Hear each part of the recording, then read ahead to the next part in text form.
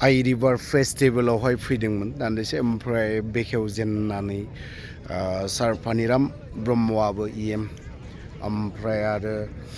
सार धीराज दिनै मा फोरमायखो नङा होमबा आइ नदि ना बावहाय दा हाग्रामा ब्रिज खाथियावनो बा एटाच नांजाबनाय जायखौ बुङो आइ रिभार फेस्टिभेल आवगोलहाय दैजिं फेस्टिभेल खुंदोंमोन नाथाय देग्लायबा दैजिंखौ नागारनानै बा दैजिंखौथ' खुंनो हायाखै सार पानिराम ओमफ्राय सार धीराजआ दैजिं फेस्टिभेलनि सायाव बा नेक्स्ट इयारावहाय खुंगोन होननानै फोरमायदों थ' जों खोनासंनानै लानि आइ रिभारावहाय फेस्टिभेलावहाय मा दं जों खोनासंनानैबो लानि आरो नायनानै लानि थ' दिनैहाय जोंहा आइ रिभार फेस्टिभेल बे आरम्भ जाबाय आरो बे हिसाबैनो दिनै बेखौ बेखेवनायबो जाबाय दा बेवहाय जोंहा आलासिफोर फैदों जोंहा इएम धीराज फैदों टुरिस्टनि ओमफ्राय जोंहा डिसि फैदों एमसिएलए फैदों आरो गोबां आलासि फैगासिनो दङ थ' जों मोजां मोनदों जेनेरेलि जोंहा बे जायगायाव दैजिं फेस्टिभेलसो जायोमोन दा एबाराव जोङो दैजिं फेस्टिभेलखौ खालामनो हानाय जायाखै जों नेक्स्ट इयारनिफ्राय जों खालामनाय जागोन दा खिन्थु अब्लाबो जोंनि बेनि माखासे जोंनि लकेल इउथफ्रा दा बे दैजिं फेस्टिभेल नङाब्लाबो माने जों मोनसे फेस्टिभेल खालामगोन आरो बेखौनो नाम दोननाय जादों माने आइ रिभार फेस्टिभेल दिनै बे सानसेमोनलाय 12 दिननि माने मोनसे प्रग्राम लानानै बे फेस्टिभेलखौ खालामनाय जादों बेवहाय गोबां एक्टिभिटिस दङ जोंनि कालचार दङ बेवहाय जोंहा बिदिनो एक्सप' दङ स्पर्ट्स दङ लिटारेचारबो दङ माने बायदि बेवहाय एजेन्डा बेवहाय जों सोनानै होदों बे माने फेस्टिभेलाव आरो जों आसा खालामदों जोंनि बे दिनैनि बे जेनाखि आइ रिभार फेस्टिभेल बेवहाय जोंनि गासिबो गोजान गोजाननि मानसिफ्रा फैगोन नायगोन आरो बेवहाय जिखिनि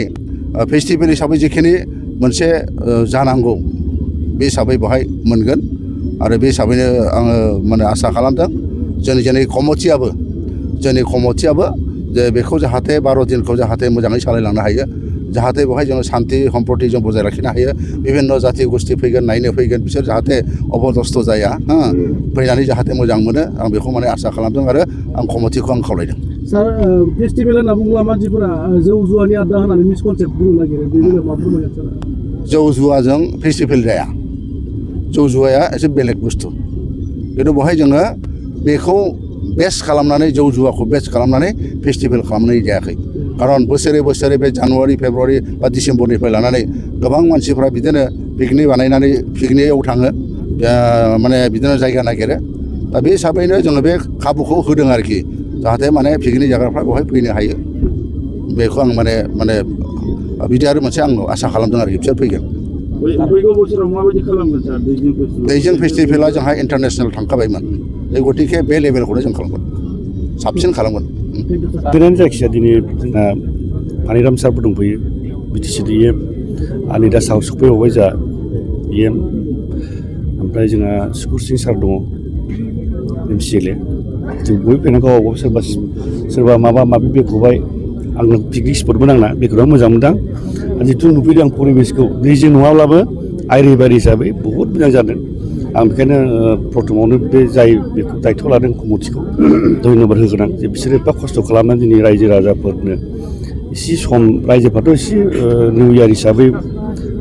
ख्रिस्टमासनिफ्राय नांलांखायो एसे फुरथि लानो लुबैनाया ख्रिस्टमास निउ इयार ओरै मागो नांहैबाय दा बिदि एफा मोजां मोनसे परिबेस होदों आं बिसोरखौ धन्यबाद होदों ओमफ्राय जायफ्रा बाव पिकनिक जाफैगोन बिसोरखौबो आं खावलायगोन जे जाहाथे लोंला जालाफोरखौ एसे खम खालाम ओमफ्राय कमिटिखौ खावलायगोन आङो जाहाथे मोजां बेबहार खालामहरो बाव बहुत गोजान गोजाननि मानसि फैयो जाहाथे बिसोर थांनानै बुंहैनो हायो जे आइ रिभार ब्रिजनि पिकनिक स्पटआ बिराद मोजां बाव थांजायो सारिय' फाले मोजां बे बुस्थुखौ जाहाथे मेसेज मोनसे होयो रायजो राजाफोरनो बेनो धन्यबाद